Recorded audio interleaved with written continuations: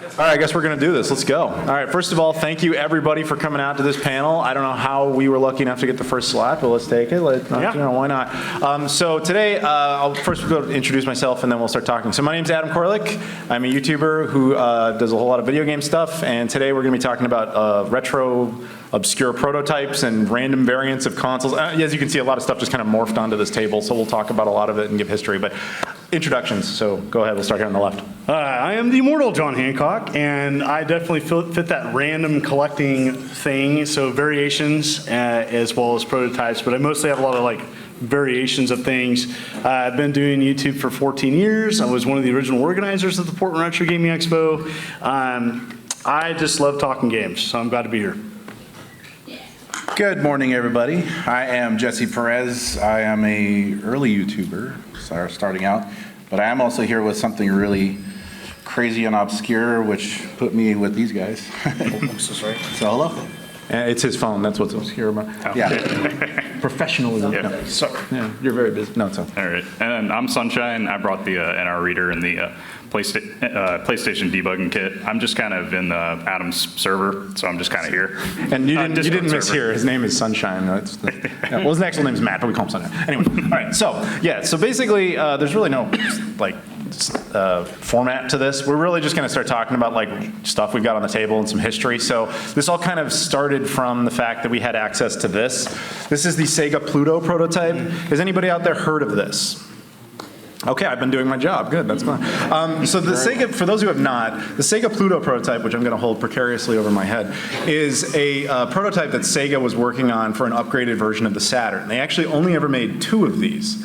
Well, technically they made 6. 4 of them were like white mock-up cases that did not work. They destroyed 3. They donated 1 to the museum in Frisco, Texas, the National Video Game Museum, and then there was 2 others that were black. 1 ended up in Japan as a final unit. If you look up SEGA Pluto, you will see photos of it. It actually says SEGA Saturn on the lid. That ended up with a SEGA employee from Japan who suddenly, died basically in 2013, and it was found in an estate sale, and that's how the world became aware of it. This one showed up in the California offices and mysteriously vanished out of that office and showed up in a flea market in Stockton, or Ceres, California, where a buddy of mine named Roger bought it when he was a child for $3. Actually, the guy wanted 5. Roger talked him down to 3. And he, at the time, the way Roger remembers it, he's like, I didn't know anything about what it was. It's just, it has a SEGA Saturn logo on it. So at the time, pre-Google, pre-smartphone, he goes, that's what Japanese Saturns all look like. That must be true. So he just bought it. Couldn't get a Japanese game to work on it, put it in a shoebox, left it there for 20 years. Eventually I met him, hung out, I was like, because at that point it was known what it was, and he was like, yeah, do you want to see it? And I was like, yes. And I was like, does it work? He's like, no, it doesn't work because it's Japanese. I'm like, dude, it's American. Like, I'm the kind of guy who, no, that nerd, And so I put an American disc in it, did a video on it, it worked immediately. So we took it over to Ben Heck, and he did a little bit of maintenance on it, and today, as you can see, it is here in our physical reality, and it'll actually be on display over at the Saturn Shiro booth. You guys can all play it if you want. Ultimately, it's a SEGA Saturn, but what's really neat about it, in addition to the design, is there's actually an expansion slot back here. There's 2 of them, one for a modem, so it would be the first console with a built-in modem. And it also has, and this was the shocker to us when we took it apart, a built-in hard drive. So it has a 520 megabyte hard drive, which now, nothing. But at the time, this was 96 when SEGA was building this, so that's like comparable to what PCs had. Now, we didn't have a whole lot of additional info, because even though I had worked with SEGA on projects in the past, they weren't too willing to tell us about this, mostly because nobody there knew much about it anymore. But we got a big, I don't know if you guys saw it, a couple months ago, there was this big email dump from SEGA from the 90s. And in that actually contained more info about the Pluto than we ever knew. They told us, it said the retail price was going to be like $550, which is definitely what killed it. But also, essentially, what they were doing was Xbox Game Pass for the Saturn. In 1997, that was the plan. If anybody remembers Sega Channel for the Genesis, that was the idea. Sega basically, for the Saturn. Sega of America was like, the Saturn isn't working the way the Japanese want it to, let's redesign it for the internet is the future, which they clearly were right about, but they were just essentially overruled. We learned later that the prototype only existed because of the way Sega's corporate structure works. Sega of America had the power to force Sega of Japan to physically build it, and Sega of Japan had the power to not allow Sega of America to release it. The thing was basically born out of a loophole. Like, that's essentially how it came to be. And like I said, the only reason we even have access to it is because Roger haggled with a guy when he was a child. But here it is. And yeah, so the first hard drive in any video game system in human history, right here in my hand. And it kind of looks like if the SEGA Saturn and an Xbox had a baby. I mean, that's kind of fitting. I mean, that's kind of what it is in a way. Yeah. So from a personal perspective, Roger, he and I had talked about this once. I had done videos on it, and I was kind of done with it. But the weirdest part was I wanted access to the Sega Neptune. Does anybody know what that is? Or a show of hands? Okay. So for those who don't know, the Sega Neptune was a combination Genesis 32X that Sega was working on. And there's only one in existence, and it's just a mock-up that Sega made for like this. Anytime you look at photos of it, it's the same one. It's in Frisco, Texas at the National Video Game Museum. So I wanted to go there and make a video on it, and I knew, without a doubt, no museum in the world is going to let you walk in and be like, yeah, just give me the thing behind the glass, I'm going to make a video on that. So I was like, the only bargaining chip I might have is if I walk in there with this, and they're like, okay, he's got some street cred. So I asked Roger, and he's like, yeah, whatever. So I just flew out to California and picked it up. And ever since, he's just like, yeah, hang on to it, I don't care. So I let people, we play it at shows and let people check it out, and it travels with me, and it's got photos of it taken in front of all the most random spots in the world. I took it to Morocco 3 weeks ago. It's been to random places. But yeah, but if anybody's curious, the question I always get is, so how much is that worth? It's gonna be $5. $20, best I can do. So the other one that we were talking about before, as soon as we started making a bunch of videos on this, the Japanese guy got a hold of us. And he was like, we should know each other because there's only 2 of these. And we're like, yeah, sure. There wasn't much communication there, but shortly after that, he's like, actually, you know what? I'm going to sell mine. Thank you for making all these videos. And he was like, trying to get $3,000 for it. And we actually thought, kind of good luck to you. We didn't really think anybody would care, because anytime we talked about the Pluto, nobody cared. And so he tries to sell it. He sends it to Heritage Auctions. They got him $84,000. And so you have to assume at least that for this one, if not probably more at this point, because that was basically pre-pandemic. So yeah, we kind of started with the lead here. After that, it gets a little disappointing, sorry. But like, we have a bunch of cool stuff here. We also have a bunch of other stories we can tell. But yeah, you like your console variations. Why don't you talk about some of that? So I love console variations because there's so many. And whether you're Atari, Sega, Nintendo, there's different releases, different regions, as we have here, a lot of Sega, different regions here. My favorite is an obscure, who knows what a Bally Astrocade is? Anybody? We're gonna go down the rabbit hole for obscure because that's where I live.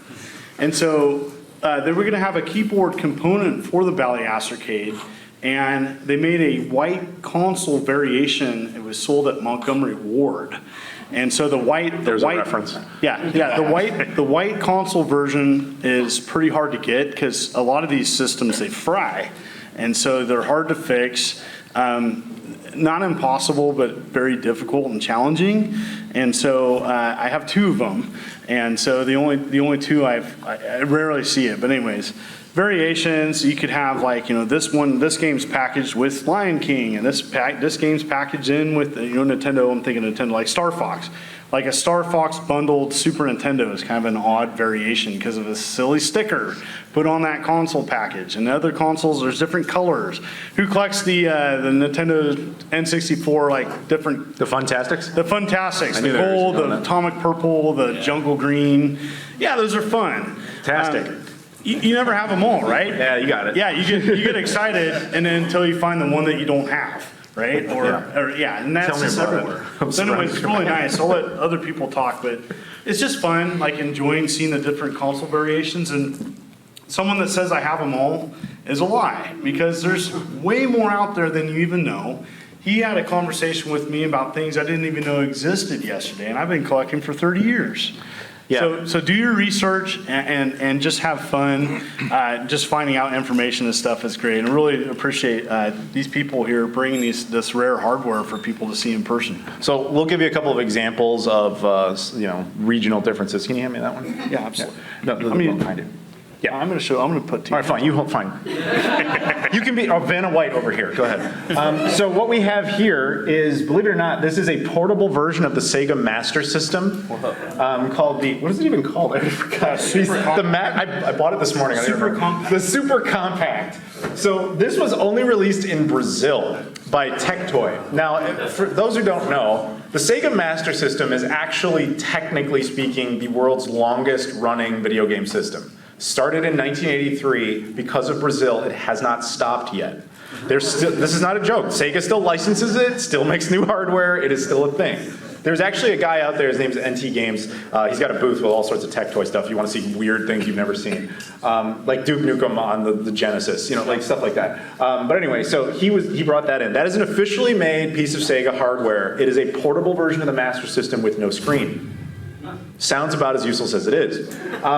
Basically, the idea is it's the controller and the system in one. But there's another piece in here that's kind of amazing. So the only way it connects to a television is via RF.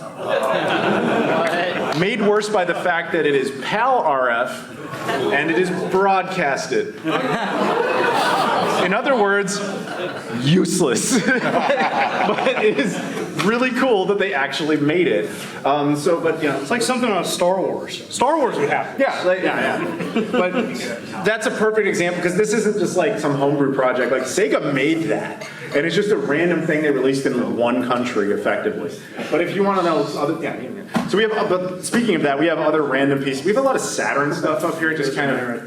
Yeah, definitely. Yeah. Yes. Yeah. It goes there.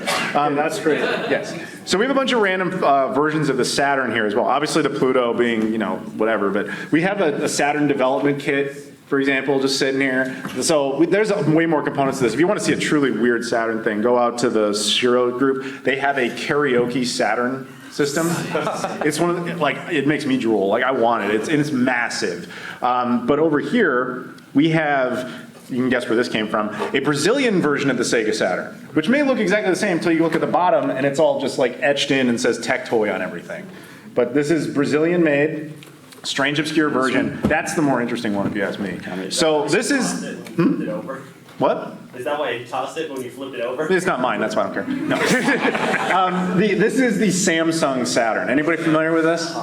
Okay, so in the 90s, Japan and South Korea still did not have a particularly great relationship. So the South Koreans wanted Japanese stuff, but South Korean laws prevented Japanese companies from doing business there. So the maneuver was to find a local company, Samsung being the only company in Korea apparently.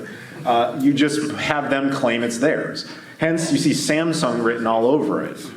And it's a very odd, very rare version of the system that basically doesn't exist. I've only known a couple people to ever have one. I do, and that's one of the rare ones that I have, but that one's not mine. But it's awesome. It is very cool. And eventually, it's also kind of comically useless because the Koreans decided they wanted their own region format. The Japanese format's different from the American format, different from the European format. And the problem is they didn't release games in that format.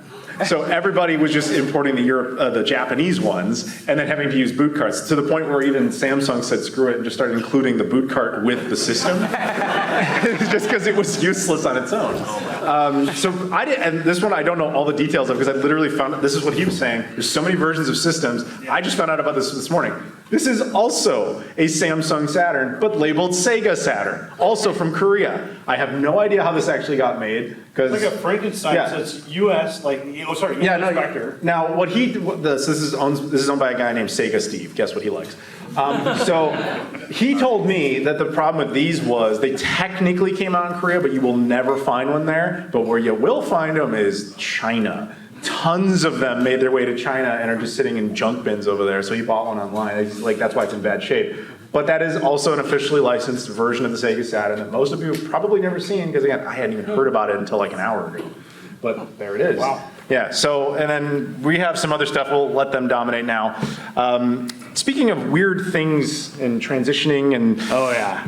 He's got the weirdest thing. You go ahead. You take point. So I also am a fan of very obscure consoles and variations, stuff like that. But we're here to talk about the Jaguar. Who knows the Atari Jaguar? Good, because there's a museum over there. You should check that out. My collection's over there with links. Check it out. Yeah, it's like both of theirs, actually, now that I think about it. So this is my Jaguar, my personal one. It's nothing really special because it just has a shell on it, and it's a regular one. But the shell did come from a dental company in the Bay Area of San Francisco called IMAGIN.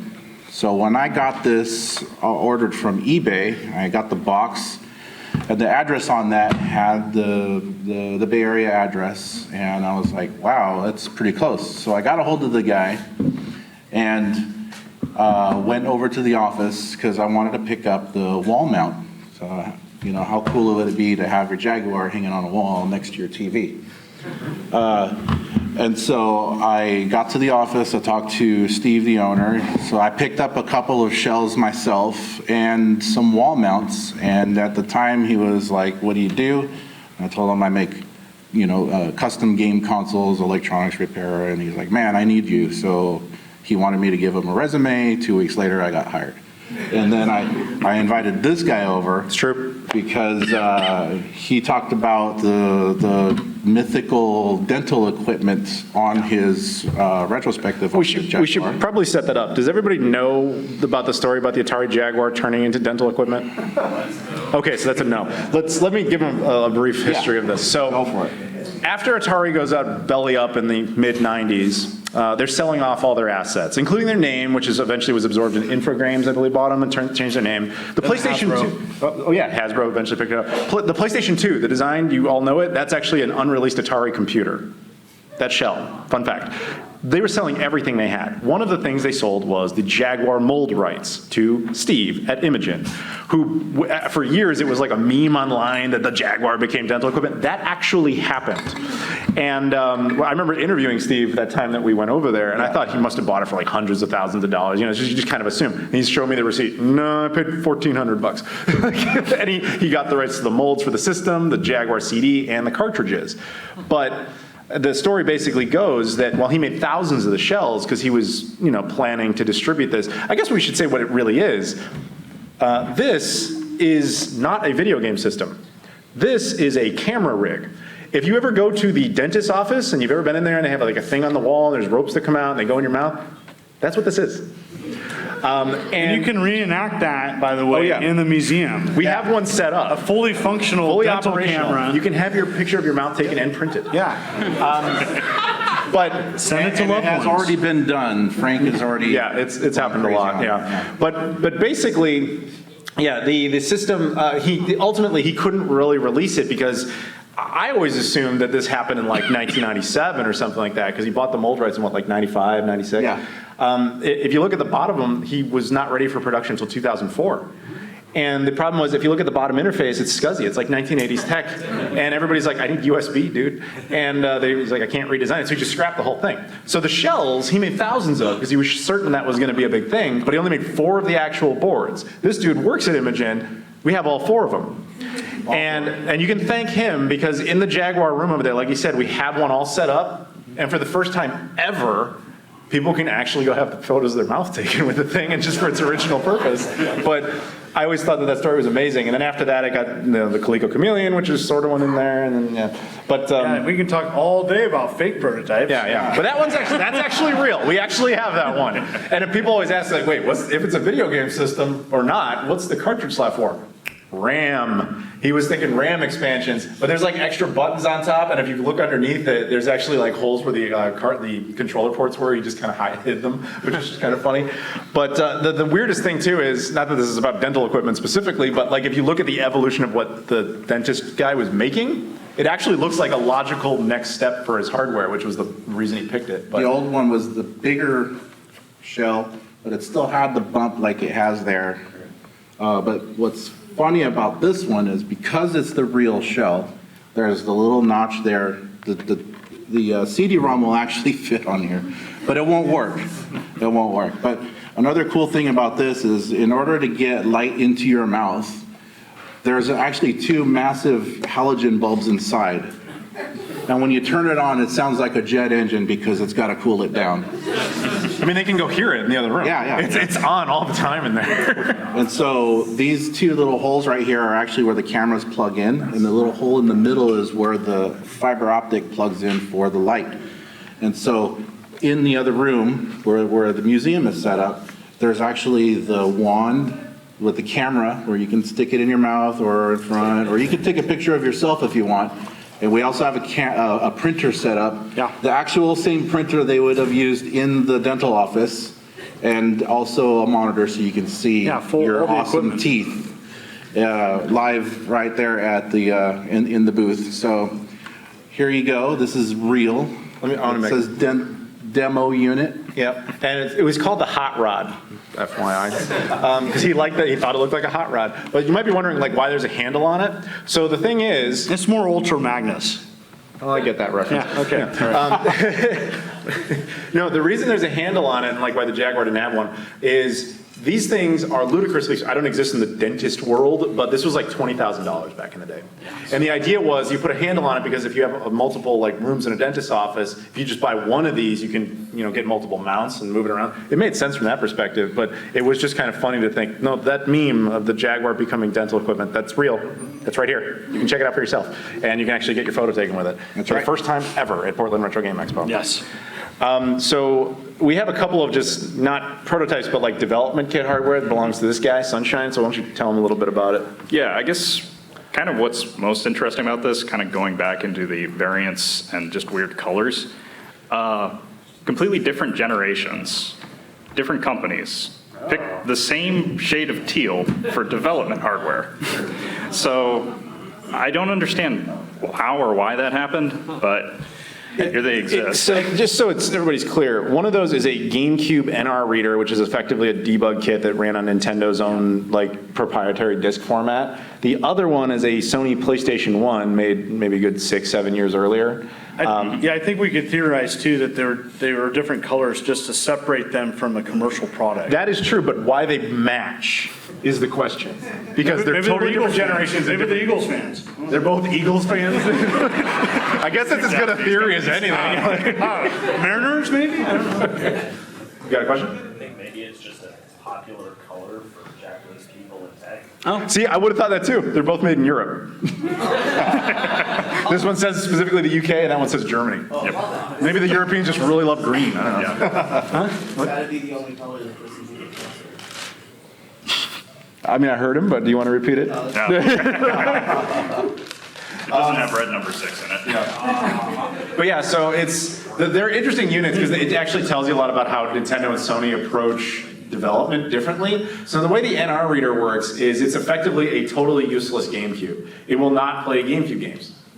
Keep that in mind. It will only play burned GameCube games, but only ones using their own proprietary like DVD-R minis. Not like, you can't go online and buy like DVD-R minis from like Amazon or whatever and burn them yourself. No, it has to be the officially Nintendo branded ones or it doesn't do anything. And it has to be burned on a specific NR reader burner. Yes. You can't just burn it on a regular Yeah, CD. so the idea would be if you're a developer like making a game, I want to make my game, I want to test it out. Back then, physical media was more required, so that was what they wanted to do. But that was the only Nintendo's level of security to make sure the games didn't get dumped. Sony, on the other hand, is like, here's a PS1 that's region-free and can play unsigned code, burn disc, go nuts.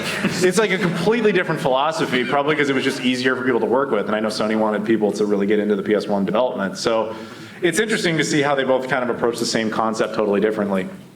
And the last thing we have here is kind of fan-made. Candace, you want to stand up here for a second, you mind? So what we have here, this is her. She made this. This is the Virtual Boy repainted as the Virtual Girl. Here, can you take the mic for a second? Will tell us a little bit about the Virtual Girl?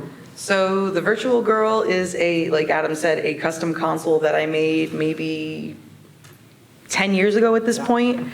And it started out as a joke. I was a part of a Virtual Boy forum and like little Discord group, and they're like, it's a shock that Nintendo never came out with a Nintendo Virtual Girl, because what if girls wanted to play? And this was, mind you, before that clip went, viral on the internet from that React channel. What about the Nintendo Game Girl? That was way before that. I was the trendsetter, by the way.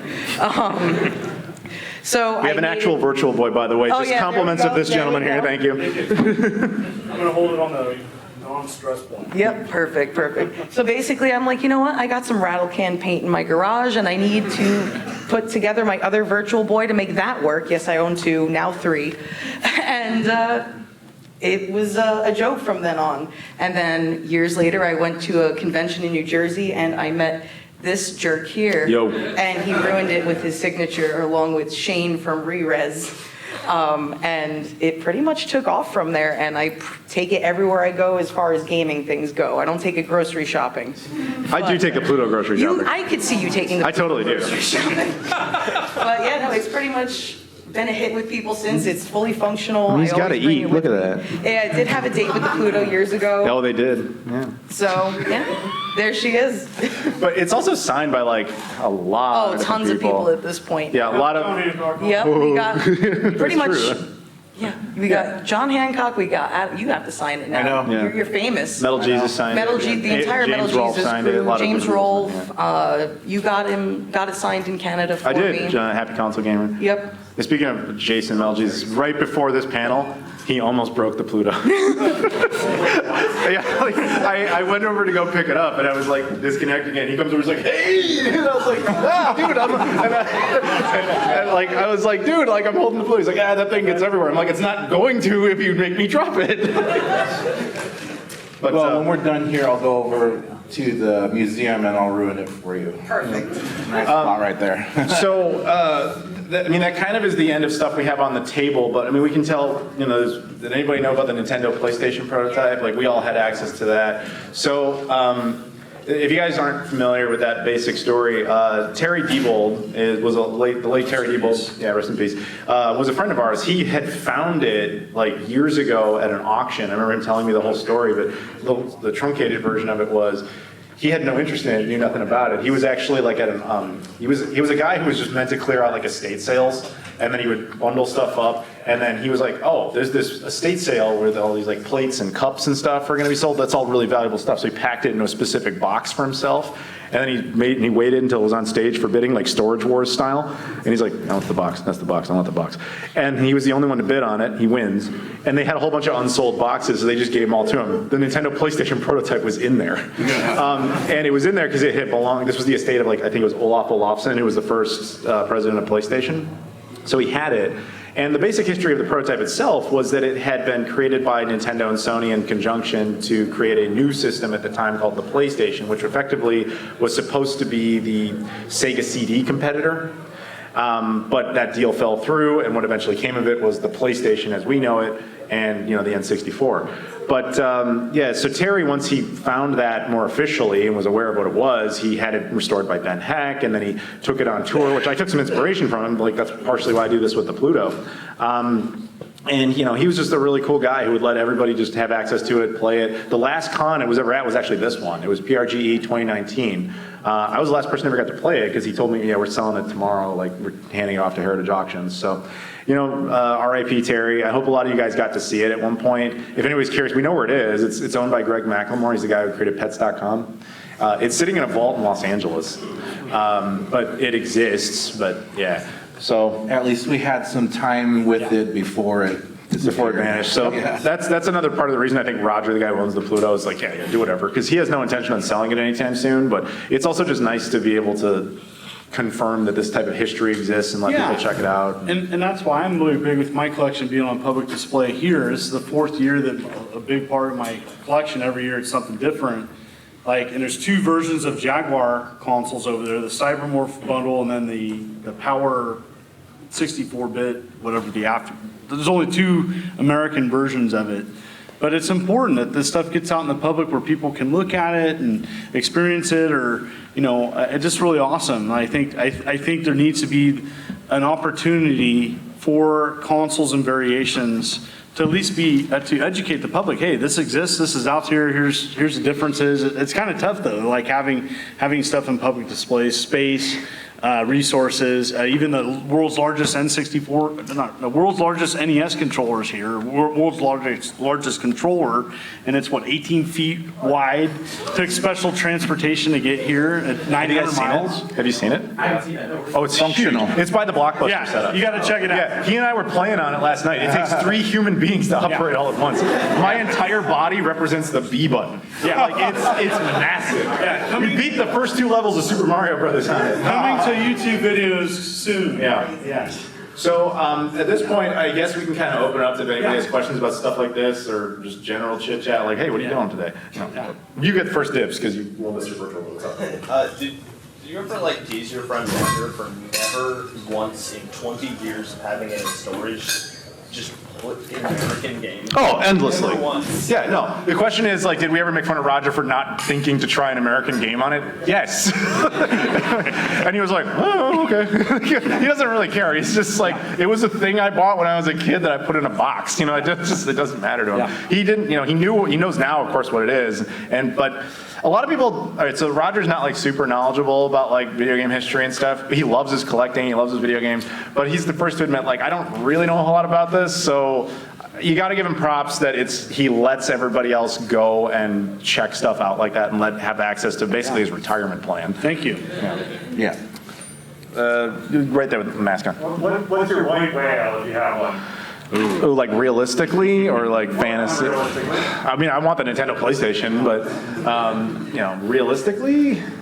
Come on, you know a Fujitsu console. Oh, the FM counts Marty, but see, that's like doable. That's actually like plausible. Exactly. I mean, only a minute ago I found out there was another Korean version of the Saturn. I want that karaoke Saturn. I want that. Oh yeah, that'd be cool. I have 2. You have 2 karaoke Saturns? No, two things. So Odyssey 3. So the Odyssey that didn't come out in the US, so that they planned, there's a prototype, and it was going to be like the equivalent of the Philips VidPack overseas, and it was going to play these Odyssey 3 enhanced games. It would play Odyssey 2 games with like background sprites, and it's really awesome and cool, and there's like a handful that are, I think, known. I think the Video Game Museum, MVM, has one, or I think they have one, super rare, and then the other one is the Intellivision computer the computer add-on that came out in the 70s, huge contraption. It was test marketed in Seattle. I have a component to it, I don't have the actual unit. Super hard to get, worth thousands of dollars, so I'll probably never have one, but that's the other thing I want. Green shirt. I was wondering about that dentist Jaguar. So that's the actual prototype for it for dentist work? Yes, and actually, so this is one of the 4. Oh, okay. The one that's on display in the museum is the original prototype that was built and used when going to all of the dental trade shows.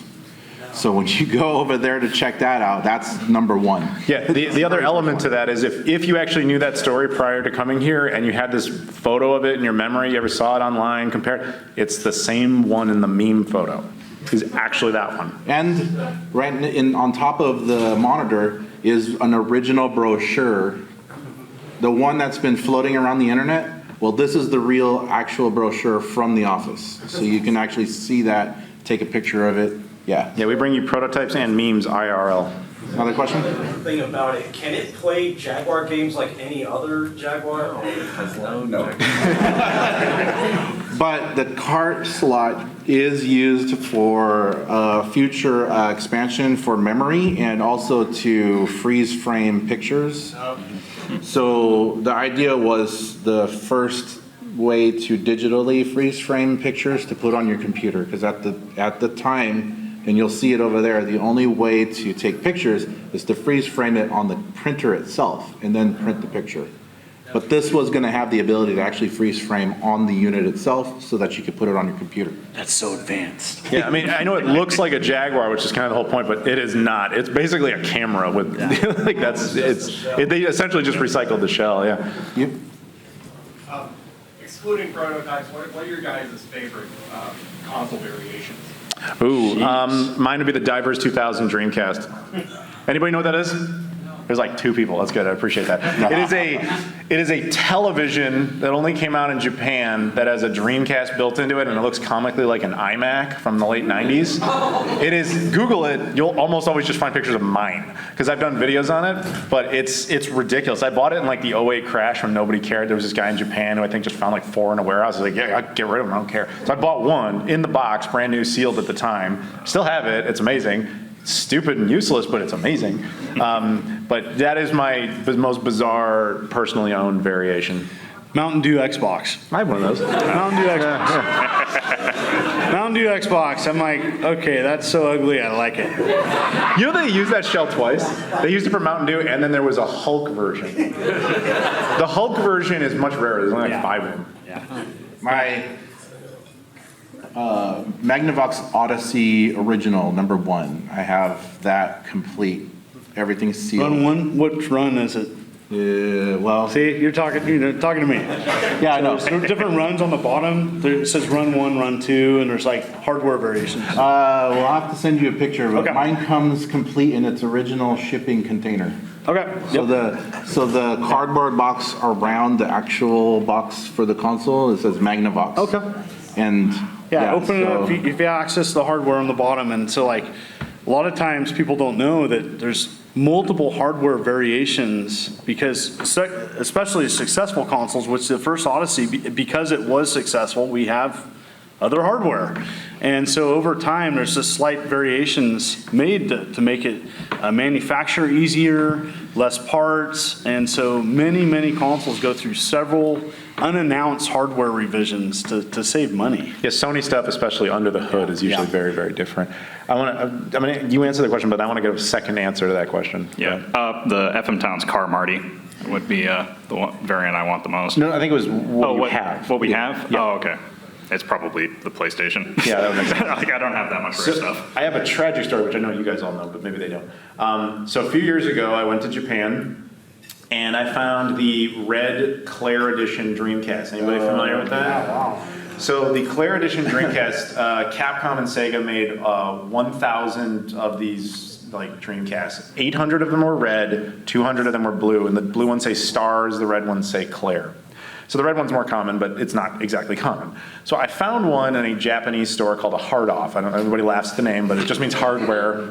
But anyway, so you want to laugh at that. They have one called Liquor Off. Just saying, that's a booze store, but yeah, anyway, it's much funnier. So yeah, you just got it. Okay, so I found it in the box, complete, amazing, and it was only like $200 or something like that. I mean, if you look it up, like trust me when I say that was a sweet deal. So I was happy, and eventually from Japan, I had to make my way back to the States, and I kind of chose a strange route because I like to fly a lot randomly, but I ended up in Guam, and then Hawaii, then Texas, then Arkansas, then Chicago. I live in Chicago. But anyway, that was my route. Somewhere in there, without ever checking my bag, the bag was checked all the way through. TSA opened it, and I got one of those notices, if you've ever had that, where there's just like a piece of paper and they're saying TSA checked your bag. Everything's just strewn about. But the box, they had clearly opened it up, and they had moved stuff around. They put it all back, except the controller. The controller was gone. And that was, I mean, I obviously still have the system, but man, that was a heartbreaker, because there's no way to ever get that back. That's just like, that could have happened in Guam. I mean, I have no idea where that happened. So that's I really wish I could have somehow fixed that situation. Go ahead. Mask? So I see that the GameCube and the PlayStation 1 dev kits look like final hardware. Is that typical for a dev kit? It can be, like we said, this is a Saturn dev kit, for example, and this one, as you can see, has got like weird cables and stuff hanging off of it. It's got like this got a VCD slot on the side. I think it kind of depends on the system. Yeah. It depends on when the dev was made too, because you're making games for final hardware. So it makes sense that it has to be maybe a hardware plus at least, so that when you make a game, it's going to run on actual hardware out there. Otherwise, it's not. Yeah. To be fair, though, this one's actually development kit. Those two are actually debug kits. Yeah. So they're just basically ways to test games. Yes. This is what you'd actually build games Yes. on. If that answers your question. I would say typically for this in particular, what Adam's mentioning would have to be hardware plus, because they might have to do extra things to help it make it run efficiently on standard hardware. I think I see the handle on the Yes, yes. Yeah, it's a full, Yeah, it's just an oddly useless GameCube. Yeah. The only way to make it useful is you can take the disk drive out of it and replace it with a stock one, and it'll actually just be a normal GameCube, but then you've taken away the only thing about it that makes it special, which is not working. well, it does have the region, it does have the region switch at least. Yeah, it does have a region switch, that's true. Yeah. Oh, that's the funniest part. So it has a region switch between Japanese and the US. It's a European unit, it doesn't read European stuff. Yeah, exactly, what? Question. So, quick question about the Pluto, with the hard drive. Were they using proprietary hard drive connection? No, it's like an IDE standard like laptop drive. Yeah. It was just, so when we took it apart, it was actually Ben Heck who noticed it first, because we didn't know what was inside the module. So let me show you the module real quick here. So the way Sega did this is they built these two like just things, because you can do all modules. So we didn't know, we could tell the other one was a modem because it has like 56K ports on the back. We didn't know what this was. So Ben took it apart and he was like, oh, it's a hard drive. So we, of course, looked at the hard drive to see if there's any data on it. There was nothing, it was totally blank. We're pretty sure they just put it in there for proof of concept. But the hard drive itself, we actually found a duplicate of it. I actually have one, actually it's in that bag. Can you give me that bag? It's just like yeah, there's a big backpack there somewhere. It's just a standard IDE laptop hard drive from the 90s. Basically, yeah. And so we actually bought a duplicate of it just so we could show it to people. So you can actually, where are you? You can come up here if you want so you can see it. Yeah. Take another question while I do this. Okay, question. Question. Right. Just related to the hard drive, you said it was 525, 520 megabytes. 520. and they wanted to do things online. Saturn was CD-ROM based, so we're talking 600 megabytes. It just seems like a weird fit, don't you think? Well, Prototype? yeah. No, this is what I was talking about. Yeah, this is an exact duplicate of the one that's actually in there. You can hand it to them. This is something we bought off eBay. Okay. Okay. That's just so you can see what's under the. You know how I roll. Yeah, I appreciate it. Yeah, so it's just a standard. This is what Sega was willing to put in it. You know? 5-minute warning. All right, so we're gonna do either a power round question or one really good one. Trash. Did you just call a guy trash? Yeah. Trash. He does not represent me for calling your people trash. Well, his hat says. I'm just messing. Just go ahead. Yes, sir. Okay, Xbox 360 for a second. Between the Power Mac G5 version and the final release, there was about 30 to 40 different revisions of that hardware. I've seen pictures of about 5 of them from internal at Microsoft, and I'm wondering if you guys have come across any of those out in the wild at all. I'm gonna say no. So We'd have to ask you're Zesty. talking like debug or I'm talking early prototype, not the final look of the 360. It was based on some of the Astro drawings that came out. Are you talking like the Big X? No. That's the original Xbox. 360.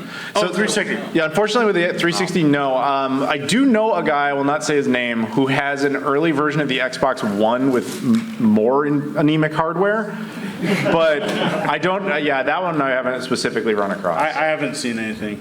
Sorry to disappoint. Sorry, trash. All right, we got another one? Power round, go or go?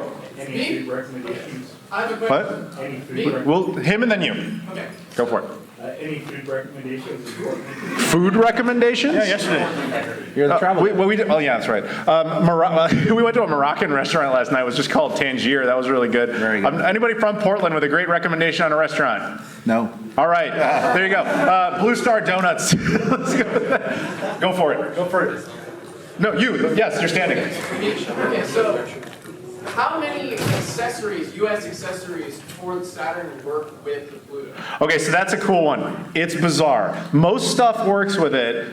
The Knights 3D controller, if you plug that into the system, it won't turn on. We don't know why. And almost everything you stick into the memory card slot doesn't work. Like the memory cards do, and why am I spacing the name? Netlink. What? The Netlink. Yeah. That works. But like Action Replay does not work. We didn't put a Game Shark in it because we know that messes with the pins. But like any sort of import boot device doesn't work. The Satiator works. We put an ODE in the back of it so that people can, basically play off that. That works fine. VCD card works. But like, yeah, the most odd one to me we just can't figure out why is the Knights controller kills the system. One more, or are we done? Right here in front, you go for You it. said the Game Shark messes with Yeah, never put the Intel, it was Interact, sorry. Interact made a Game Shark for the Saturn. The board is thicker than what the Saturn's pins are set for, so once you put it in there, it permanently spaces them, it's unfixable at that point. So never use the actual Game Shark, because once you do, the only thing that will ever work in there is the Game Shark. So we knew not to put that in a prototype console. Right. You mentioned a console that was technically made for Korea, but you said it was found in China instead. What? Oh, this one? Yeah. Yeah, this is a second version of the Samsung Saturn. It was a Korean one, but the guy, I mean, like I said, I only found out about this an hour before this panel, but the guy basically told me, he's like, you can't find any of these in Korea. Korean culture is a little bit different. They just kind of discard stuff, and like when the new stuff comes in, it's not like, so, but he said a lot of these just ended up in China, because a lot of that stuff was just dumped over there, and so the Chinese don't really care about it. They just keep it in junk bins. They have no market for it, but they have space.